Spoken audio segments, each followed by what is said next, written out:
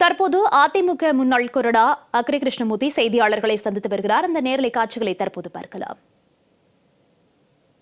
நாங்கள் எல்லாம் நேரடியாக வருகை தந்து பொதுச் செயலாளரின் சார்பிலே அவரால் அளிக்கப்பட்ட விளக்க கடிதத்தினை மாண்புமிகு பேரவைத் தலைவரிடத்திலே நேரடியாக கொடுத்திருக்கிறோம்.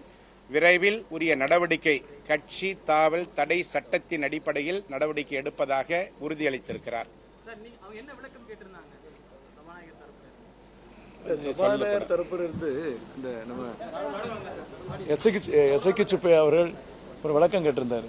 இந்த கூட்டம் எப்போ நடைபெற்றது, எப்படி தேர்வு கூட்டம் எப்போ நடைபெற்றது என்று யார் யார் தலைவர், யார் யார் செயலாளர், யார் யார் கொறடா என்ற கேள்வியை கேட்டிருந்தார். முறைப்படி சட்டப்படி கழகத்தினுடைய பொதுச் செயலாளர், அதாவது எனி பொலிட்டிக்கல் பார்ட்டியினுடைய லீடர் தான் தலைவர், செயலாளர், கொறடாவை நியமிக்க வேண்டும். அந்த அடிப்படையிலே நமது சட்ட விதிகளுக்கு உட்பட்டு அந்த அடிப்படையில் தான் அது கான்ஸ்டிடியூஷன் சொல்லியிருக்காங்க. அந்த அடிப்படையில் தான் இவர்களை நியமிக்கப்பட்டிருக்கிறது. அன்று இவர் இருந்தார். இவர் எப்பொழுது ஏதோ தான் மீது ஆன்டி டிஃபெக்ஷனாக வந்துடும் என்று பயந்து போய் ஒரு கடிதத்தை கொடுத்திருக்கிறார்கள். நாங்கள் வெத்து பேப்பரில் கையெழுத்து போட்டு விடுகிறார்கள். எங்கேயாவது ஒரு எம்எல்ஏ வெத்து பேப்பரில் கையெழுத்து போட முடியுமா? 100% வெத்து பேப்பரில் கையெழுத்து போட முடியாது. படித்து பார்த்தா கையெழுத்து போட்டிருக்காரு.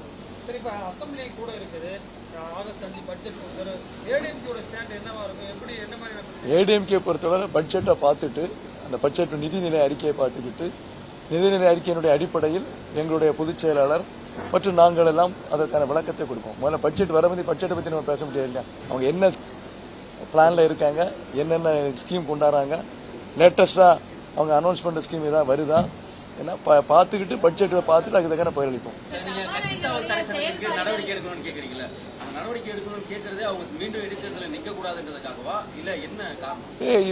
இடைத்தேர்தலை பற்றி நாங்கள் பேச கேட்டாங்க. ஒருத்தர் கொறடாவினுடைய உத்தரவை மீறினால் அவர் மீது நடவடிக்கை எடுக்கணும். இதுதான் சட்டம். அந்த 4 பேர் கொறடா உத்தரவு மீறி அரசுக்கு ஆதரவாக ஓட்டு போட்டாங்க. அந்த மன்னிப்பு கடிதம் கொடுத்து அதை ஏற்றுக்கிட்ட பிறகுதானே இந்த 2 பேர் ராஜினாமா செய்யறாங்க. இவங்களும் எப்படி கட்சி தாவல் தடை சட்டக்குள்ள வர்றாங்க? இவங்களை பொறுத்தளவரை இவங்க எதுக்காண்டி ரிசைன் பண்ணுறாங்க? அதிமுகனுடைய பொதுச் செயலாளர் தான் ரெட்டலையை கொடுக்காரு.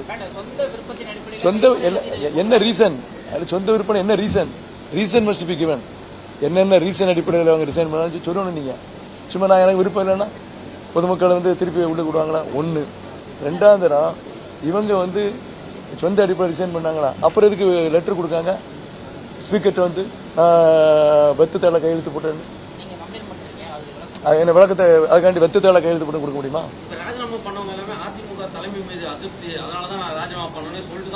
சார் சார் அப்ப சீட்டு வாங்க முடியாது. அதிமுக மேல அதிருப்தி இல்லையா? சீட்டு எப்படி வருது சார்? நான் ஒரு நிமிஷம் கேளுங்க, நான் தெளிவா சொல்லுதான். சீட்டு வாங்கச்சேமே அனைத்து இந்திய அண்ணா திராவிட முன்னேற்ற கழகத்தினுடைய உறுப்பினராக இருந்தீர்கள். சீட்டு கொடுத்தாரு, ஆட்சி வரவில்லை, தோல்வி அடைந்தோம். தாவேக ஆட்சி அமைத்தது. அங்கே போய் ஏதாவது மந்திரி ஆனான்னு ஆசையில் தான் இது போன்ற வேலைகளை இறங்கினார்கள். அது டோட்டலா ஃபெயிலியர் ஆயிடுச்சு. இவங்க கூட இருந்தாங்களா? இல்ல இவங்க சார் இவங்கெல்லாம் கூட இருந்தாங்களா? கட்சியில பல பேச்சுகள் பல இடத்துல வரும். இதே கேள்விதான் எப்ப பார்த்தாலும் பிரச்சனை கேட்கங்க. அதிமுக ஒரு இல்லை, தவறு. அது என்ன எவிடன்ஸ் இருக்கு?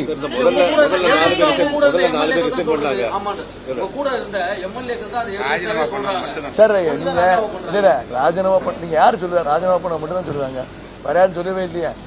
சார் இப்ப கட்சி தாவல் தடை சட்டத்தின் கீழ் நடவடிக்கை எடுத்தாலும் அவங்களுடைய சட்டமன்ற உறுப்பினர் பதவி தான் பறிப்போகும்.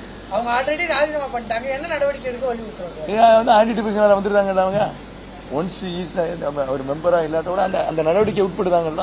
ஆமா சார், அதான் பை எலெக்ஷன்ல நிக்க முடியாது. பை எலெக்ஷன்ல அதுக்கான கர்நாடகா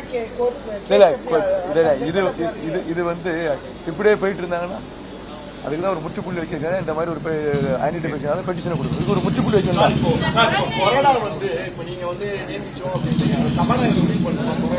நீங்க தமிழ்நாடு சட்டமன்ற விதி இருக்கு தெரியுமா? தமிழ்நாடு சட்டமன்ற விதி, அதுல எல்ஓபி மட்டும்தான் உண்டு. அப்போசிஷன் லீடர் மட்டும்தான் மென்ஷன் பண்ணுறாங்க.